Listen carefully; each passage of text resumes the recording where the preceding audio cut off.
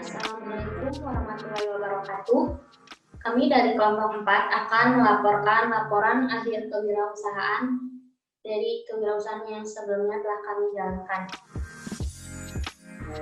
Pertama-tama, saya akan memperkenalkan anggota kelompok kami, yaitu ada Arika Mawati dengan NPM 1835223212, ada Cucu Warlina dengan NPM 1835223222, dan ada Dini Marlina dengan NPM 1835223239, dan kemudian ada Putri Nuraini Kolbi dengan NPM 1835223319, dan yang terakhir ada Rinda Marinda Octaviana dengan NPM 1835223328. Pertama-tama, saya Arika Mawati akan menerangkan mengenai logo dan brand usaha. Mengapa kami mengambil Veggie Fresh Store? Yaitu karena veggie diambil dari kata vegetables yang berarti sayur-mayur atau sayur-sayuran. Kemudian fresh yang artinya segar dan store yang artinya toko. Nama brand kami dapat diartikan sebagai toko yang menyediakan segala jenis sayuran segar. Kami memilih untuk membuka usaha ini karena dengan pikiran bahwa di masa pandemi sekarang orang takut untuk keluar rumah dan pemerintah pun menghimbau untuk masyarakat tidak terlalu banyak beraktivitas di luar rumah jika tidak terlalu perlu. Dan untuk menghindari kerumunan.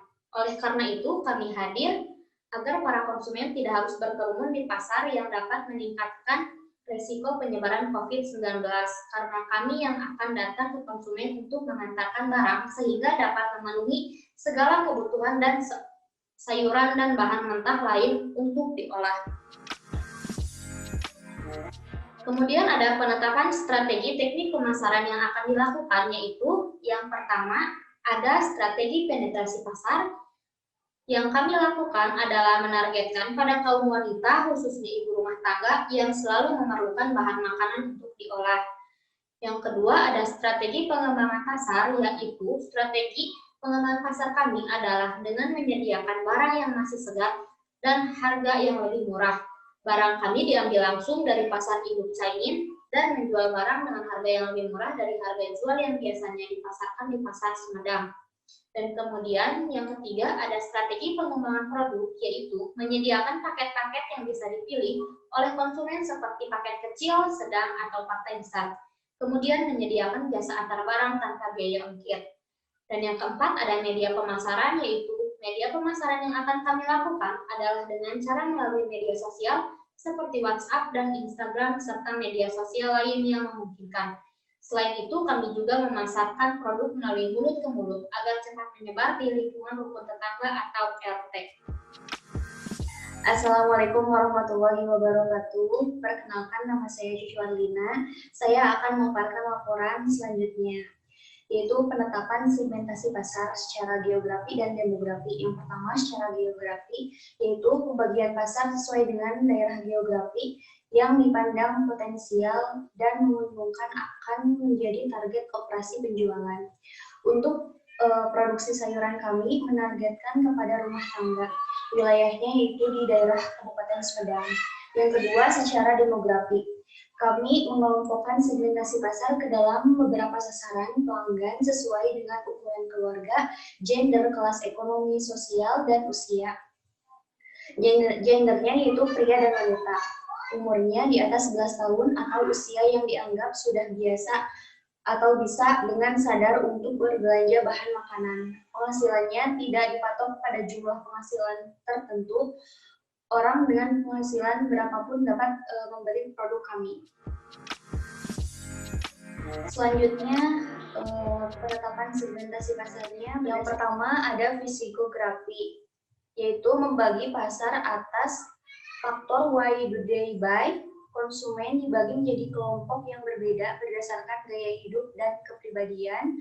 Gaya hidupnya, segmentasi gaya hidup untuk produk kami bisa dari orang dengan gaya hidup mewah yang punya banyak asisten rumah tangga di rumah, karena bagaimanapun mereka butuh bahan makanan untuk diolah, sampai ke anak kos yang walaupun lebih sering membeli makanan dari warung makan, tapi terkadang juga butuh bahan makanan untuk dimasak di dapur umum kosan. Kepribadian, segmentasi kepribadian untuk produk kami bisa dari orang yang berkepribadian royal yang senang membelanjakan uangnya dengan cuma-cuma, sampai ke orang yang dengan prinsip hemat luar biasa. Yang kedua ada behavioral, yaitu membagi pasar atas faktor how do they buy dan mengacu pada kegiatan perilaku yang terjadi secara konkret. Dalam segmentasi ini, konsumen dapat membeli produk di toko kami melalui chat WhatsApp, DM Instagram, atau lainnya. Informasi-informasi mengenai produk akan kami bagikan melalui status WhatsApp ataupun feed Instagram dan Instastory. Konsumen dapat menilai dan memilih sendiri atau bertanya mengenai produk kami. Yang ketiga, secara individual.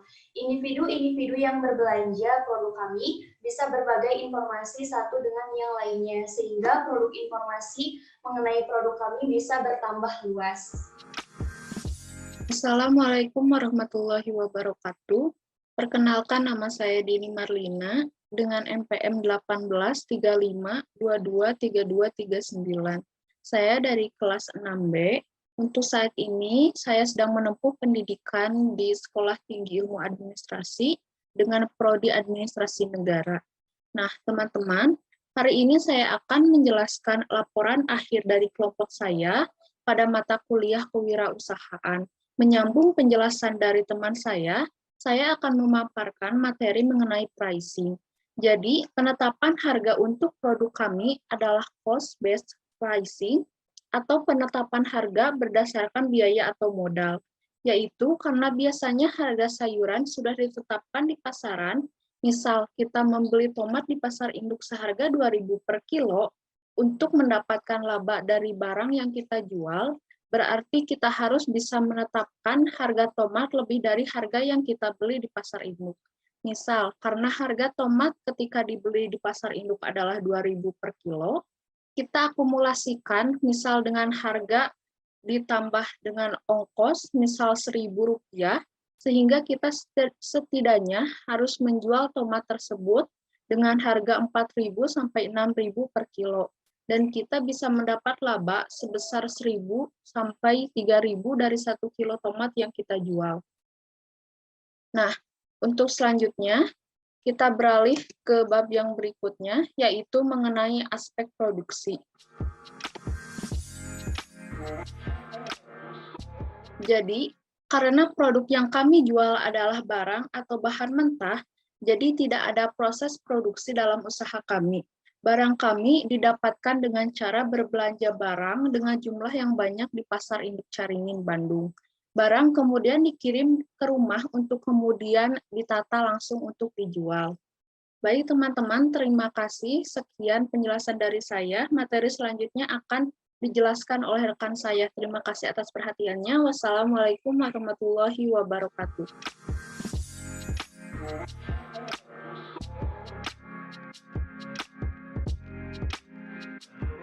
Saya Putri Nuraini Kolbi akan melanjutkan pemaparan laporan kewirausahaan mengenai proses distribusi dan transaksi.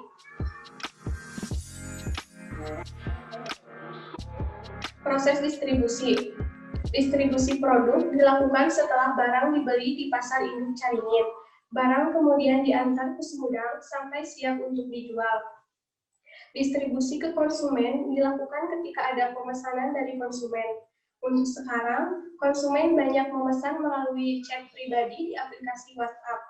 Konsumen rata-rata bertanya mengenai kesediaan barang dan harga, bahkan ada beberapa yang memesan produk tertentu yang tidak dijajakan, seperti memesan daging.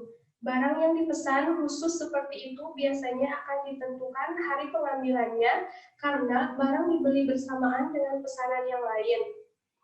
Setelah konsumen menentukan barang apa yang ingin dipesan, pesanan-pesanan langsung kami pack dan dikirim pada hari itu juga jika hari masih siang dan memungkinkan untuk mengirim barang. Jika pesanan masuk sore atau malam hari dan tidak memungkinkan untuk dikirim pada hari itu, barang kami kirimkan keesokan harinya.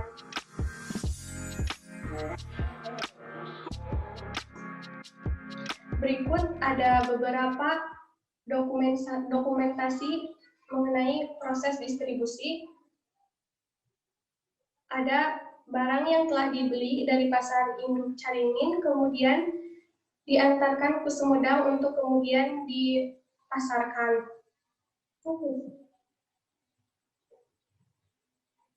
Selanjutnya ada proses transaksi. Proses transaksi dilakukan dengan cara COD dan konsumen datang ke rumah. Konsumen yang memesan melalui WhatsApp biasanya meminta barang untuk diantarkan ke rumahnya atau bertemu di suatu tempat, atau terkadang juga memesan melalui WhatsApp lalu konsumen sendiri yang mengambil barang tersebut. Selain itu, banyak juga konsumen yang langsung datang ke rumah tanpa memesan terlebih dahulu melalui WhatsApp.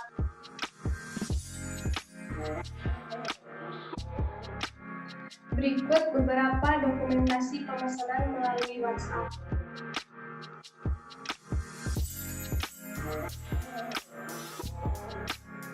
Proses transaksi di rumah. Ini ada beberapa dokumentasi ketika proses transaksi dilakukan di rumah. Konsumen yang datang langsung ke rumah kemudian melakukan transaksi.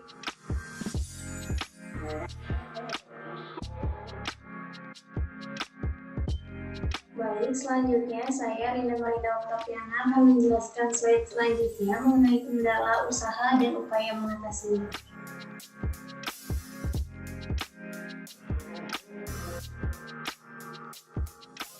Yang pertama, kendala usaha. Yang menjadi kendala dalam usaha kami antara lain, yang pertama, karena barang yang kami jual adalah bahan mentah, seringkali terjadi sayuran menjadi busuk karena tidak tahan lama bila terlalu lama disimpan, seperti wortel DN, wortel daerah, dan sawi. Jika didiamkan dalam suhu ruangan, hanya bisa bertahan sekitar 2-4 hari. Selanjutnya, karena barang dibeli langsung dari pasar induk, yaitu Pasar Caringin, Bandung, proses distribusi terkadang memakan waktu banyak, sehingga jika ada pesanan mendadak, terkadang sulit terlayani karena bahan sedang kosong.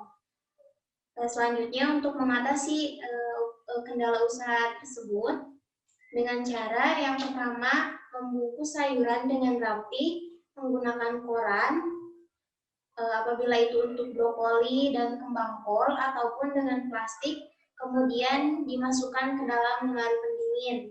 Dengan penanganan seperti ini, sayuran bisa bertahan lebih lama.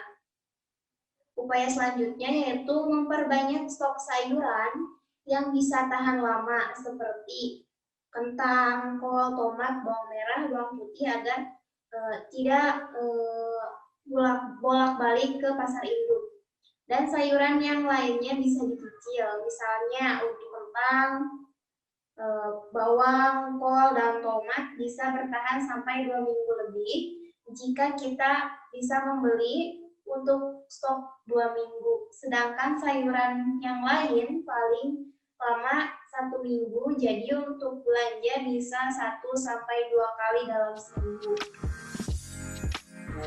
Selanjutnya, mengenai aspek keuangan.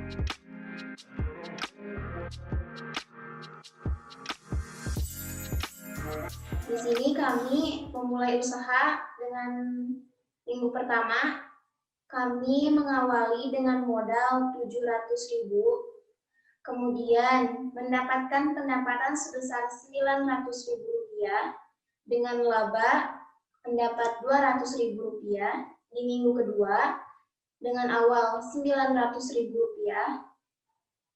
kemudian mendapatkan pendapatan sebesar Rp1.400.000, dengan laba Rp500.000, dan sisa labanya sebesar Rp200.000. Di minggu ketiga, kami mengawali modal sebesar Rp1.200.000, dengan pendapatan Rp1.600.000, dengan laba Rp400.000, dan sisa labanya sebesar Rp100.000. Di minggu keempat, kami mengawali modal sebesar Rp1.500.000, mendapatkan pendapatan sebesar Rp2.500.000 dengan labanya sebesar Rp1.000.000 dan sisa labanya Rp1.000.000. Di minggu kelima, kami modal sebesar Rp400.000 dengan sisa modal Rp1.100.000, pendapatan Rp500.000, labanya Rp100.000 dan sisa labanya Rp1.200.000. Di minggu keenam, modal sama seperti minggu kelima sebesar Rp400.000 dengan pendapatan Rp500.000, laba Rp100.000 dan sisa labanya sebesar Rp1.300.000. Di minggu ketujuh, kami juga sama memulai modal dengan sebesar Rp400.000 dengan sisa modal Rp400.000, pendapatan Rp600.000, labanya Rp200.000 dan sisa labanya Rp1.500.000. Kesimpulannya, uang yang dipegang yaitu sebesar Rp1.900.000, di mana Rp1.500.000 ditambah dengan sisa modal menjadi Rp1.900.000 itu merupakan jumlah dari sisa laba dan sisa modal. Mungkin sekian presentasi dari kelompok kami. Wabillahi taufiq wal hidayah. Wassalamualaikum warahmatullahi wabarakatuh.